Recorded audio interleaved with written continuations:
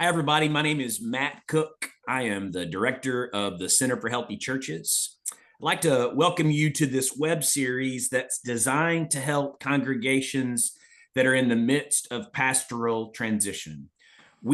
Our phones ring for a lot of reasons, but they ring more commonly than anything else when a pastor has announced his or her retirement or resignation, and unfortunately, in some circumstances in which there have been conflictual circumstances around the pastor's departure, and there's somebody at the other end of the telephone and they want help.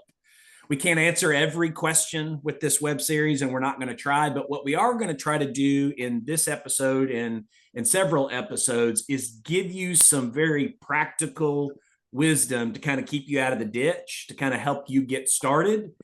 To help me have this conversation today, we kind of an all-star panel today. So Dr. Sue Westfall is with us today.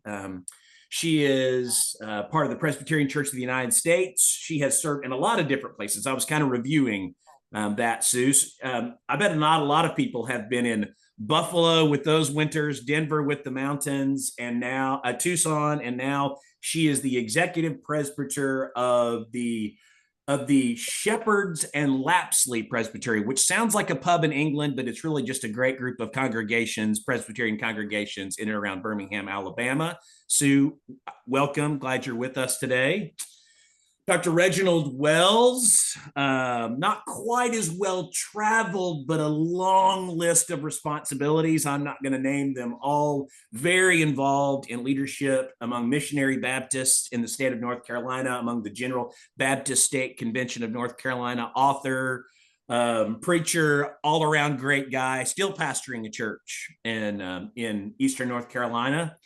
And then last and certainly not least, the man, the myth, the legend, Bill Wilson, the guy who started this whole organization. I'm glad that he could set aside his golf clubs to join us today for a little bit and to answer some of these questions, to talk about some of this good material for congregations, to share some wisdom today. So all of you, welcome. Today, in this episode, what we're going to focus on are some common pitfalls, some common challenges, and honestly, some mistakes that we see congregations and search committees make. Hopefully, we can name some of these to help you avoid these mistakes.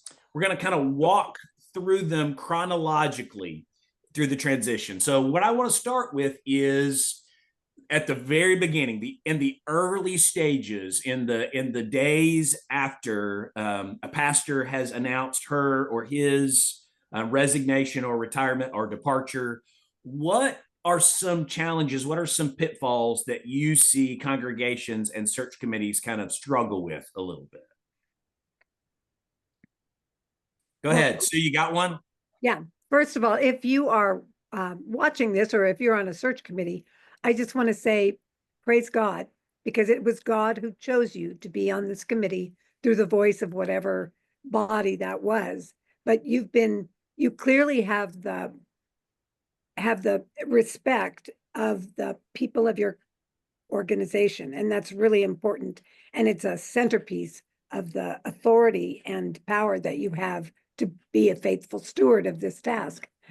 One of the things that happens early on is that a search committee I've seen, they just want to jump to a checklist of, okay, we have to do this, we have to do this, we have to do this. And it just becomes a big checklist. Instead of pausing, taking that kind of holy pause and recognizing the work that you're doing. You are searching for a new leader for a congregation in a time when the world really needs vital congregations led by vital pastors.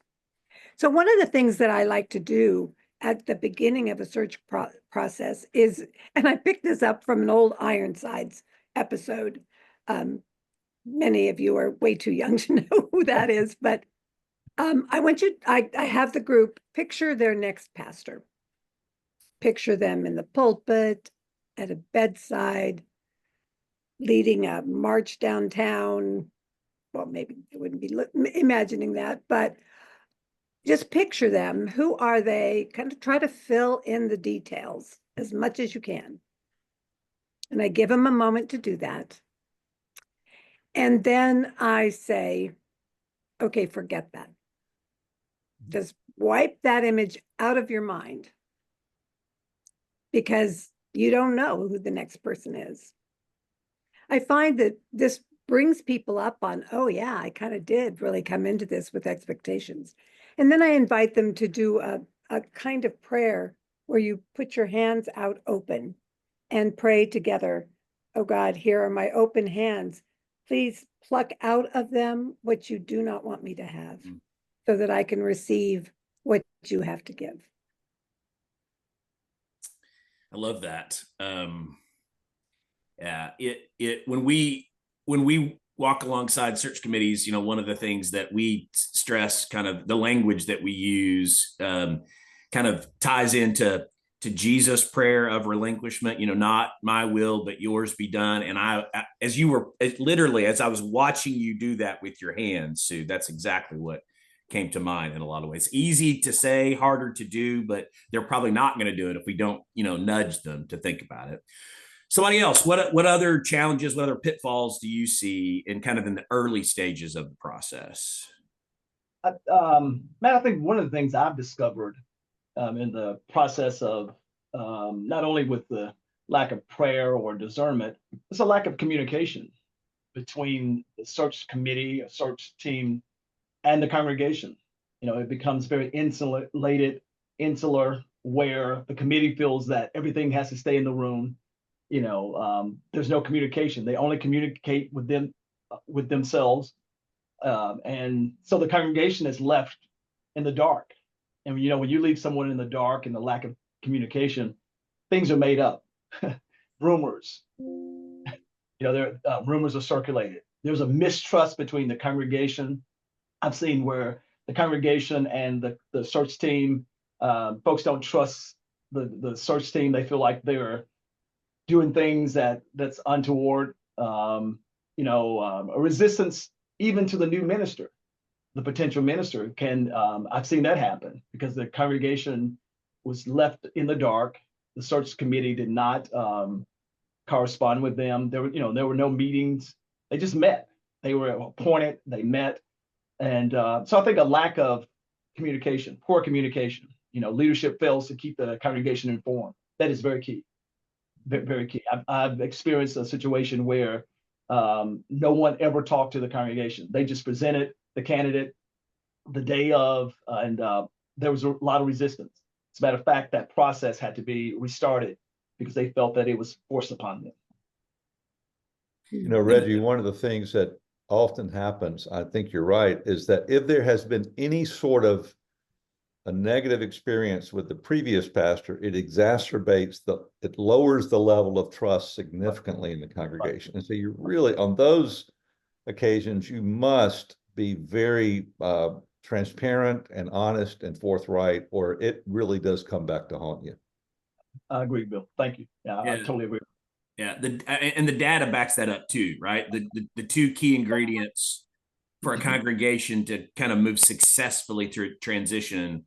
One of them's giving a congregation a key role in the process, but the other one is communicate.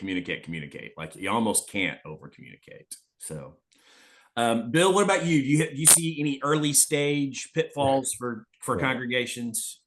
Having done this a few hundred times, it feels like one of the earliest challenges and things that I've become very ardent about is getting the right people on the search team or the committee or the PNC, whatever the nomenclature is for your situation. Sometimes that's dictated to a congregation by a book of order or by a constitution and bylaws, and other times it's very vague and they kind of make it up as they go. What we would say is the more thoughtful and intentional you can be about the composition of that team or group, the better. Where we see congregations or parishes get in deep water trouble is when it's left to sort of a popular election or, vulnerable to campaigning, the same old faces sort of showing up. I had a group recently that their documents dictated that they simply allow the the congregation to nominate people. And then the top 7 or 8 nominees were the committee. And the number 1 nominee was the chair. And I said, I don't think I want to work with you if that's how you're going to do it, because I know how that turns out. It's open to block voting or campaigning. So what we really think deeply, if you think that's the negative, the positive would be to be proactive in involving people who represent the full diversity of the congregation, and not just age, gender, but also tenure, theological perspective. If you have multiple worship services, if you have people who are, latecomers to the church or the community versus old timers. We always say beware of people who are campaigning for the job. It almost always is an indication of an agenda. And some of the least effective committees I've been a part of, or teams, have been ones dominated by people who have kind of single issue agenda mindsets. Go back to Sue's earlier comments about what we call holy indifference. I'm indifferent to my agenda because I'm so devoted to the divine agenda. The opposite of that would be I am ignorant of the divine agenda because I'm so devoted to my agenda. And many times that's where a process gets off kilter early. And my line to teams is, look, this is like building a house. If you don't get the footers right, eventually the windows won't close and you'll have issues down the line. So we really push hard and would encourage anyone in this role to think about a kind of matrix of the congregation, and not just the obvious groups in the church, but even do a mapping exercise, almost a family systems model of the congregation, where the power groups and the people who have authority that need to be represented, and beware of people who have a kind of preordained idea about who it should be. Back to what Sue was saying, let's put all your expectations aside and open your hands.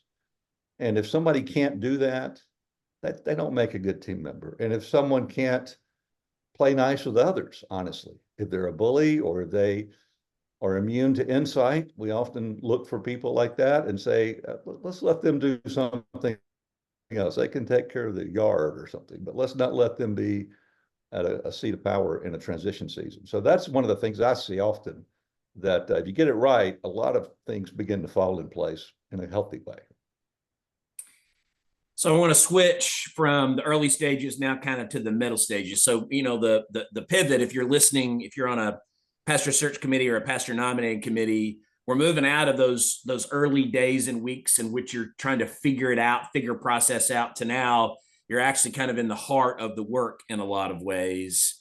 And one of the big challenges that I see, and for usually this is pastor search committees and pastor nominating committees, because it's not really the congregation's challenge or the congregation's ditch to get in. It's more the work done by the pastor search committee or the pastor nominating committee. And that's not actually engaging the congregation in the process enough. Like I said that earlier when Reginald was talking about making sure that you need to do a good job communicating to them. We also need to do a good job of listening to them in the process. Now that's going to play out a little differently in different polities, but almost regardless of the polity, what the data indicates and what our experience tells us is that the more that you can do to engage the congregation in the process, not only will you have a better call process, but you also potentially can actually gain momentum during the season of transition, because the congregation begins to be excited not only about its next pastor, but about its future. There's a lot of different ways to do that. There's some good and some bad ways to do that. We'll probably talk about some of that a little bit later, but certainly taking opportunities for the congregation to listen to one another around the table is a great way to get at that, for them to hear, for them to name and norm things that are really important, first about their church and then also about their pastor. A lot of times what we hear when we walk alongside a congregation is that not only is it healthy for the transition, it's just healthy for the church generally. And a lot of times the comments we'll get, we should be having these kinds of conversations. We should be gathering together as community to talk about what's important and what's meaningful all the time, not just in the season of pastoral transition. And when you do that, you can almost be guaranteed, there are no guarantees, but you can almost be guaranteed that those conversations are going to give you the really, as a member of a pastor nominating committee or as a member of a pastor search committee, the really important information that you need to call your next pastor, that they're going to name some things that are crucial and important and an indication of the kind of core identity of the church, that are indicative of the culture of your congregation. And all that is incredibly helpful. And the congregation is energized along the way. So I think that's really, really important. What else? We're gonna keep on in the middle stages. What other pitfalls do we see in the middle stages? One of the things that I see continuously, and my own theory is that it's because church people are largely conflict averse. They don't want to hurt anybody's feelings. They just don't want to have conflict. And they don't really understand the concept of speaking the truth in love. If the truth has to be some ugly, bad thing because it's not spoken in love. I say that all by way of saying, I've seen many churches putting on to the next pastor, whoever that is, the expectation that whatever thing is going wrong right now, the next pastor will sort that out. They'll get that done. And that is a great disservice to your next pastor and to the future of your church moving ahead dynamically into the future God has for you. One of the examples of this that I've seen is I had a situation where there had been rumors of the music director, who also worked at a private school nearby, sexual misconduct. And there were members of the congregation who knew that, and the interim heard that and decided, I'm not going to go there because that's so disruptive, a beloved music director. And about 4 months after the new pastor arrived, it hit the fan. And the school brought allegations. And then, of course, the church had to respond because the person had been there for many years. And that pastor handled it masterfully, but it really derailed her pastorate for the first year of her ministry. And that really stalled out the church in terms of moving forward. So don't put it on the next pastor to get these problems solved. Take the responsibility with an interim or a transition person you might have in place to speak the truth in love.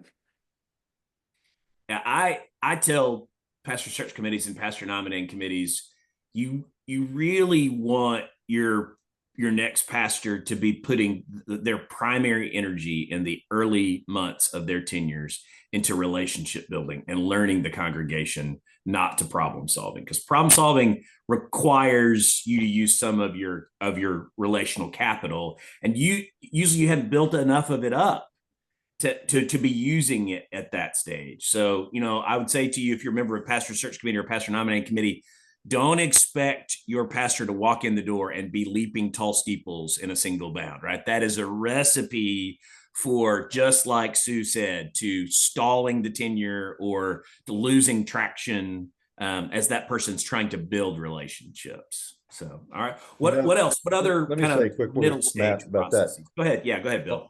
The extreme would be we tackle issues we're really not equipped to tackle. And we actually create discord that now a new pastor has to come in and manage. So proceed with caution. And Sue alluded to it.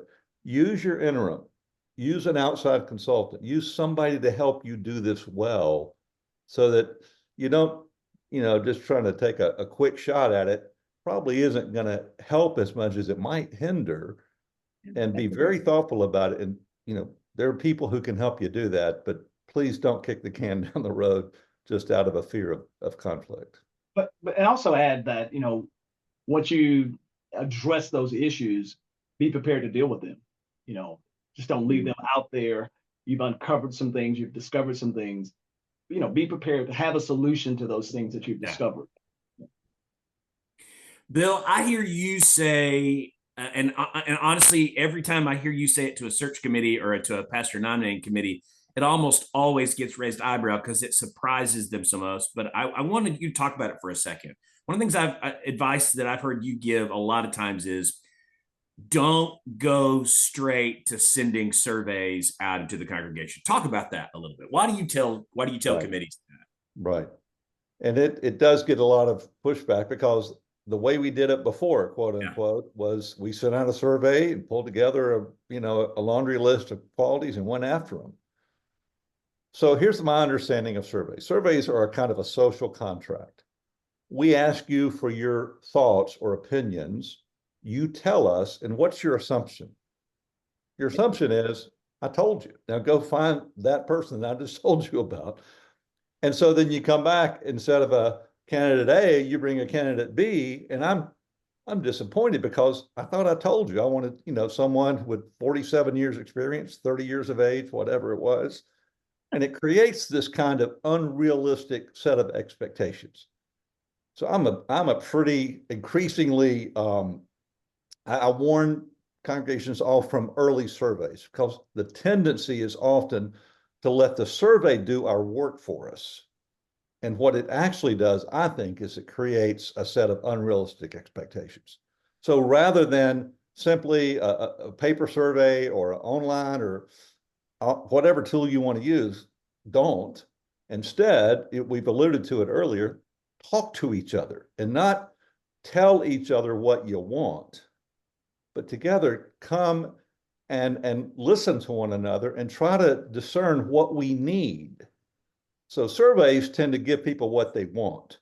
Just like if you go to a restaurant or you buy something off of a website, they're going to send you a customer satisfaction survey, and we're not really into the consumer mentality when we're doing actually New Testament church. We're into how do we become the body of Christ on the mission he assigned to us, not did you like the worship service? Did all 3 hymns flip your switch or whatever? We're not really asking that.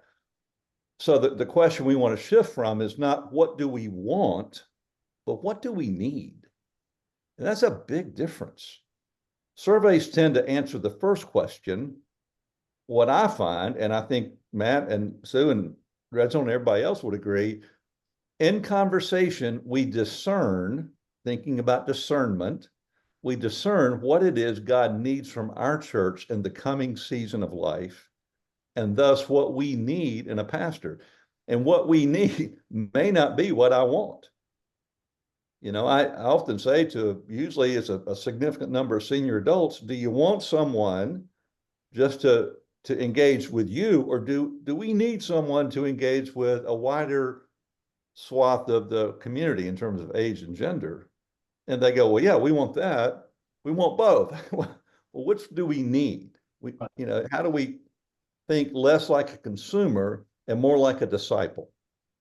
And so the disciple asks, oh God, what do you need from us? Now we do a survey, we call it a talking survey often, but the survey is done around the table. And we'll say, Reginald, what did you say? What do you think good preaching is? And Reginald says, and Sue, what do you think? And Bill? And then we realize, and I often ask, how many of you had perfect agreement on your answers to those questions? And they'll laugh out loud because it's so diverse. I say, good. Now you get it, right? This team or this search group is trying to find someone who can meet multiple expectations, but the real expectation is what do we need? And so for me, surveys are the least effective way of getting information from our community, our congregation, our parish. Please focus, if you're going to err on the side of conversations, even if it's interviews. People say, well, we could send a survey to everybody on our, well, how about if we talk to them instead of, just do a survey monkey thing? Come on, we're better than that. So that's both a pet peeve and a real symptom of dysfunction that I see in congregations. All right, so now we're moving out of the middle stages. We're not to the finish line yet, but we're in kind of the middle to late stages in some ways.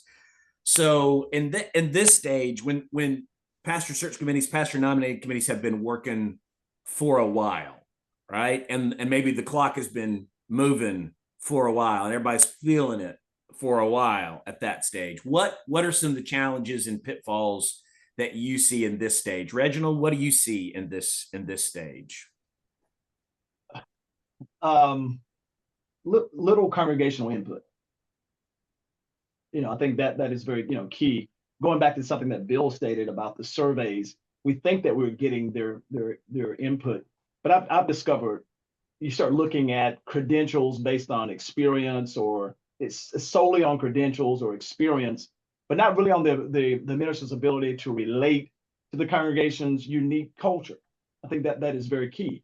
You start looking at, don't get me wrong, credentials and experience is very important, but does that line up with what that congregation needs at that very moment? Things are changing. What a congregation might have needed prior to COVID may be different. So I think that listening to the congregation, what do we need? What, as a 56-year-old, what I need is not what a 35-year-old needs. So I think it is very key that we need to hear, and because when you just base it solely on credentials and experience, you have misunderstandings. There's a disconnection between the congregation and what is really needed, and thus you have conflict. You have conflict with the pulpit search committee as well as the congregation. So I think it has to be more than just experience or credentials. How does this person, or how would this person relate to this congregation? The needs of the congregation at this very moment. Yeah. For me, one of the things that I see kind of in that stage is, especially when the clock's been ticking for a while, is this, there's a temptation to want to start start moving really, really fast. And there's also a challenge of a search committee beginning to get tired in that way. So if you're a member of a pastor nominating committee, member of a pastor search committee, I suspect that the over under on how soon your phone is going to ring, or how soon you're going to have a conversation with somebody on Sunday when they said, "Are you talking to anybody yet? Are you talking to anybody yet? How many interviews have you done yet?" It's actually going to happen way before this stage. It's going to happen weeks or months before this stage. And that starts to pile up after a while, and it really tempts you to think, we've got to go fast now because the congregation's getting antsy. And honestly, that's when we see a lot of mistakes start to creep in a little bit. You start taking shortcuts. You start minimizing the conversations that you need to have as a PNC or as a PSC to talk through the challenges, the disagreements. I tell pastor search committees all the time, like, part of your job description here is to have healthy debate as to what is necessary, because you hopefully represent the breadth of the congregation. And if you aren't working through those questions, if you aren't working through the diversity of perspectives, then and you go flying past that and you install a pastor, then oftentimes the pastor they're going to have to be early in their tenure, the person that's trying to figure that out. So you need to take your time to have those conversations, to kick the tires. So I would say, don't get in a hurry. And then this doesn't happen in every single search committee, for every single search team or PNC. But if you've been working for a while, if you're going beyond a year, and maybe you've actually had some candidates that said no to you, and you've had to kind of go back to the starting point, the challenge of getting tired can be very, very real for you. And then the temptation is less to go fast than it is you want to do whatever you need to do to finally get that plane on the ground and make a decision. And I won't say it happens every time, but I will say some of the calls that end the quickest happen when search committees get tired, because they're more interested in finding someone than finding the right person. So what about you? what does that play out in your experience, Reginald? Like, how does that play out in the churches that you've worked with and the churches that you've seen? Folks miss they miss the red flags. There are obvious red flags. Yeah. There are obvious red flags. And I go back again to that cultural fit, the fit. Every church has a culture. And I think that when you're trying to rush it, because, there's a person in the congregation who feels like, we had a church down the street who lost their pastor the same time we did. They've already called someone. Well, that's true. It might not be the best call, but they did call someone. So if you're going to be diligent with this and treat this as holy work, I think that you have to do the due diligence. And when you fail to do the due diligence, you miss red flags. You miss, the person may have a polished resume, but you don't. There's some things that you probably need to do an effective background check. What are their theological views? What are their ethical views? What's their morality like? So I think when you start rushing, you miss red flags. They're obvious. They're there once you step back from it. So I would encourage you as a pulpit search or pulpit search team, committee or team, however you nomenclature you use, please don't miss the red flags. If you take the time, step back and talk to persons, employ and talk to persons, not just the individuals who are on the resumes. Of course, if you're going to ask for character references, you're not going to get someone to say something negative. You're going to get someone that's going to be very positive towards you. So talk to the local pastor in the city. Talk to a Bill Wilson who knows everyone in every denomination. But talk to a senior pastor.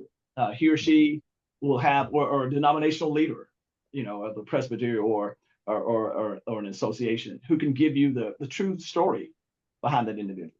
Reginald, I had a group one time say, we've been at this a while. We really like this new person. And I said, well, how did the references check out? And said, they were so good. We don't need to check references. I said, time out. You really need to do that. They did. And sure enough, anybody can look good on a Zoom call kind of thing.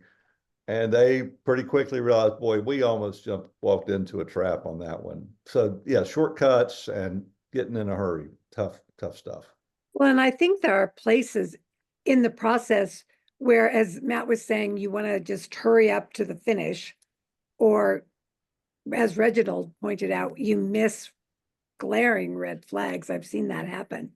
And I think it's good there's two things here. One, to take a pause as a group, even though you're in a hurry.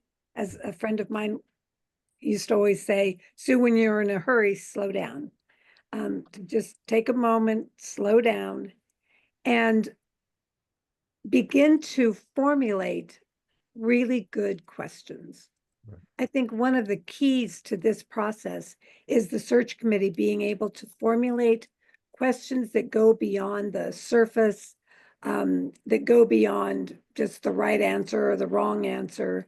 And in fact, in the interview process, and I've seen this happen so often, there's a moment when you're interviewing a candidate and it suddenly doesn't become an interview, it becomes a collegial exercise in visioning the future and looking forward to it and collaborating on what it could look like. And I call that the rush of the Holy Spirit when that interview, it's an ineffable moment, but it happens where you're just in sync enough, you've asked enough good questions, you've done enough of the reference checks, that you really can begin to engage the person on the level of, what can we do here? What can we do here?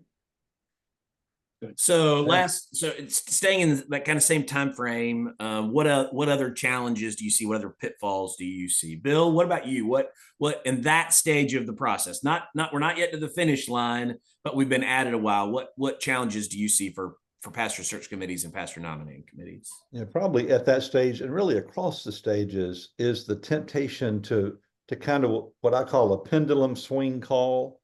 That as we began to look at candidates, we look at someone who is sort of the opposite end of the spectrum from our previous pastor, especially if it's been less than a wonderful whatever. But even when it's been great, you know, we're retiring a 68-year-old, let's get a 38-year-old, and that kind of language. Or we've had an academic, let's get someone who's going to be Rotary Man of the Year or whatever. And it really does open you up to the tendency to ignore what we said earlier, the leadership of the Spirit, thinking about what we need and what we want, and just kind of grabbing someone who looks different than or other than our previous pastor. And boy, the sooner we can get off a resume and into character and conversation about other things, the better. I do think, back to what Sue was just saying, that asking the right questions the right way can help you avoid falling in the trap of just a reactionary call. So rather than calling in reaction to something, we're calling proactively towards something. And we're asking questions, not rhetorical questions. In fact, we often recommend a book called The EQ Interview. That's a corporate book. And from it, we've kind of mined about 50 or 60 good questions that ask less, what do you think about something? And more, tell us about a time when. So that we're not asking you theoretical for a theoretical answer, but how does this look on the ground with you in a leadership role? And that's where you get a better insight than just, well, our last pastor did it all, we want someone who's more, team oriented, or vice versa. We're really talking about the real issues, not the kind of trappings of leadership, but the real issues of leadership. So the pendulum call is usually not a great call. It tends to zigzag the congregation, and there's a little whiplash for everyone.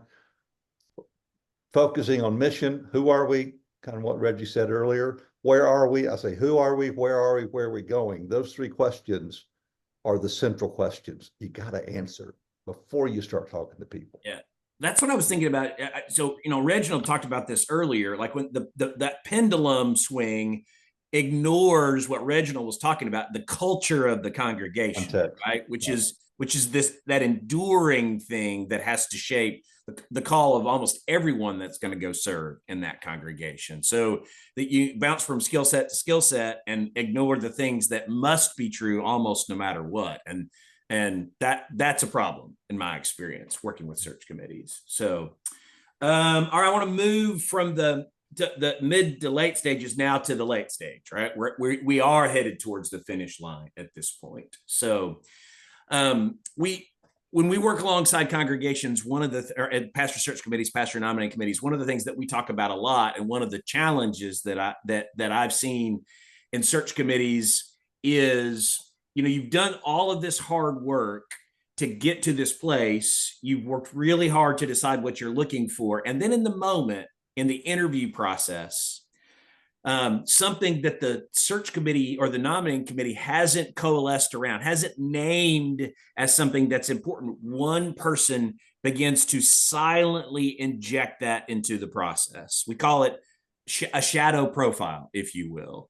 Somebody will say, well, of course, we're going to have somebody that's going to be young because our last pastor was retired here. So we need a young pastor, even though the profile didn't say that it's really important for us to call a young pastor. And so someone is sitting there evaluating every candidate through the lens of something that they think is important, but nobody else in the room knows is important without even naming it out loud. Sometimes that happens subconsciously without them even realizing it. It's a bigger issue when somebody knows they've got it as a secondary issue, and the committee has already talked about it and already kind of set it aside, and yet they're still doing it. And people are wondering, why does this person keep voting against the candidate or candidates that most of the rest of us think are really, really important? Most committees that I've worked with operate on a consensus model, right? Not just a pure majority model. And so you can have one person or two people that really lock up the entire process. We've seen that happen where a process will go months longer because a person's not actually talking about the issues that they themselves are holding candidates accountable for. And it's a really, really big challenge and an unseen challenge that's kind of hidden beneath the surface. It's why you've got to do the work as a pastor search committee or as a pastor nominating committee to put everything on the table, talk through it, get consensus about what is essential. And then if it isn't on your profile, that isn't part of what you as a group have settled on together, then it is not a criteria that you should be using to evaluate the candidates. I see that, and I won't say that it happens all that often, but when it does happen, it tends to be a really, really big deal and a challenge. So have you seen that happen in search committees that you've worked alongside or that you watch from a distance? I had a search committee that I was working with. Being married was not a criteria, but there was an individual who was, unfortunately, he was a man, of course, and a pastor. His wife left him for a pastor, and so that became a serious issue for him. You know, he thought that the pastor should be married, and so it was unspoken. It was an unspoken thing, but he kept in his mind. He held the process up until they found a candidate who was married. And but in talking to him, he said to me, to be honest with you, I'm on this committee because I wanted to make sure that the next pastor was married. Wow. Yeah. So it held it up for months. Yeah, I've seen it, kind of one person, the hung jury kind of mentality, they kind of take over as the shadow leader. And it can be often it's around issues around social issues that they disagree with the majority of the congregation, whether it be sexuality or political or denominational. And we always say early on, Matt, own your agendas. Let's name them and have fun with it. I had one lady, I remember one time evaluating a candidate, and everybody loved the candidate except her. They were telling me about it. I said, well, tell me, what did you not like about this gentleman? And she said, he wore a bow tie. And I said, pardon me? She said, I don't trust people who wear bow ties. I said, well, no, that's not in your profile. So that's you. And I had another one with a female candidate said, her hairstyle just didn't do it for me. And I'm thinking, now, wait a minute. That's you. That's your issue. So let's name that on your agenda and confess it and then repent, because that's not a good way to make a call of a pastor. So. Yeah, God save us from bow ties and hairstyles. Yeah. No kidding.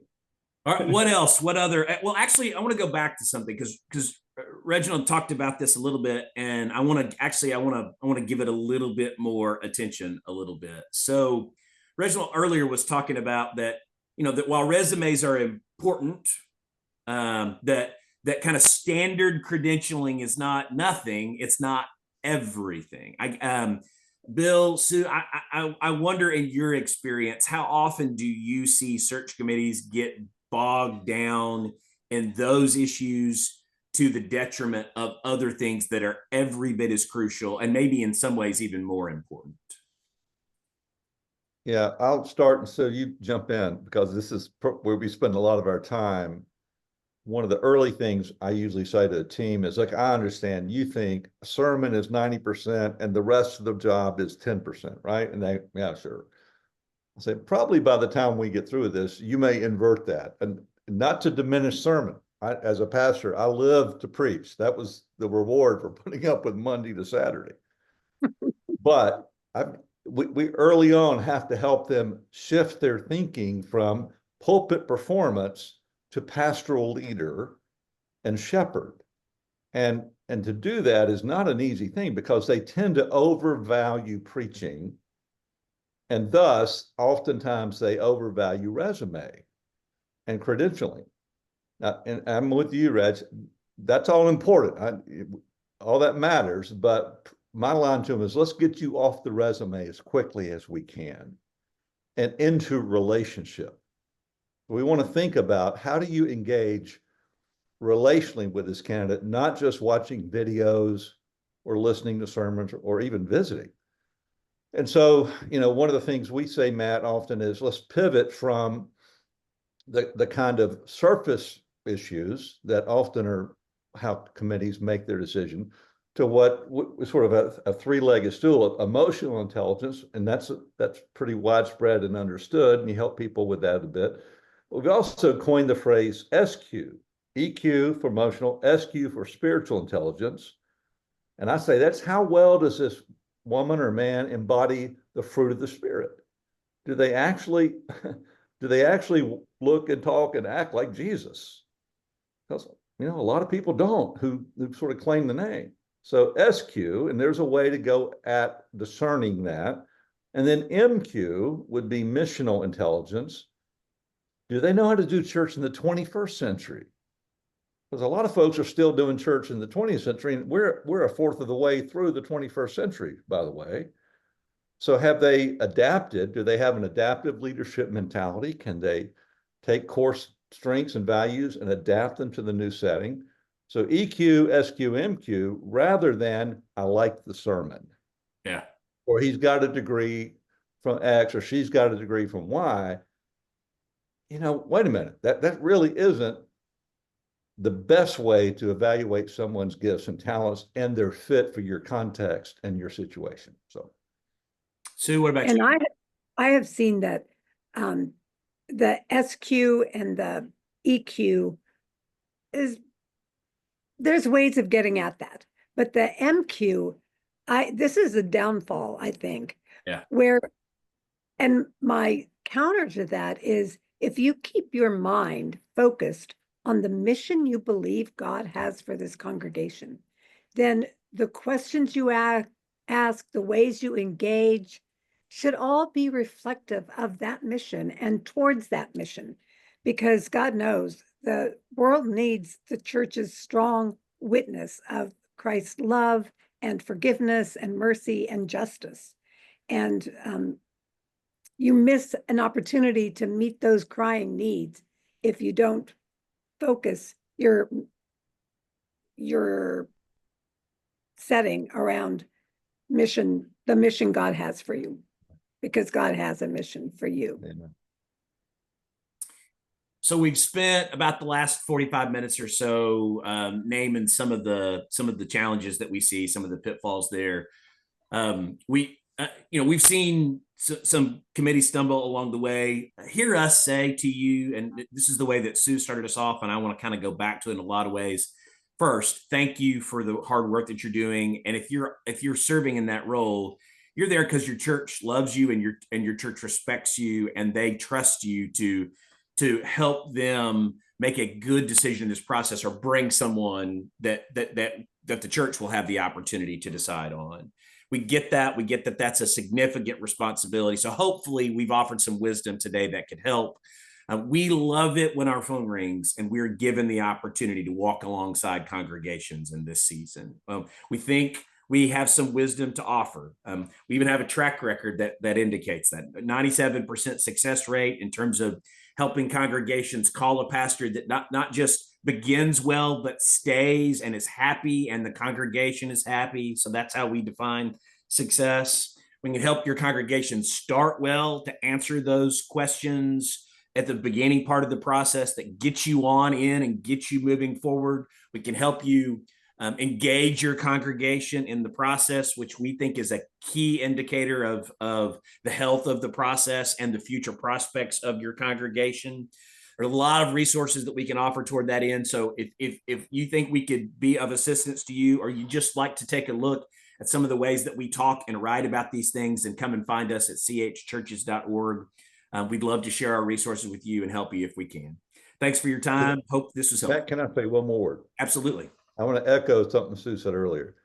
So I always say to the team, look, I often hear people say, well, I was on a search team or a PNC. I'll never do that again, kind of talk. And it hurts me to hear that, because that's not what it should be. And so my line to folks is always, our goal is to make this one of the spiritual highlights of your life. Mm-hmm. That you get a ringside seat to see God's Spirit at work and discernment. And we're assuming everyone is in this room by divine appointment, kind of what you were saying earlier, Sue. And so that's CHC, I think, really does, Matt, help these teams, whatever you call it, to become a spiritual endeavor, not an HR exercise, though we certainly learn from that, so that when they walk away, they say, I am so glad I had that opportunity, and I will never forget the things I got to see and the things I learned about myself and about our church and about the Lord. And that's, boy, I nothing makes me happier than that. And I know I speak for all of us. That's what we hope for all of the churches that are thinking about their transitions. Yeah, when we get to see that happen, it is a huge privilege and a great joy for us. So if you think that that's something that we can help you with, we'd love to help you. But even if you do it on your own and that's what happens, you get to the end of that process and you've seen God at work in your congregation, we celebrate that with you. And we'll pray toward that end for you. So thanks, everybody. Appreciate your time today. Hope this was helpful.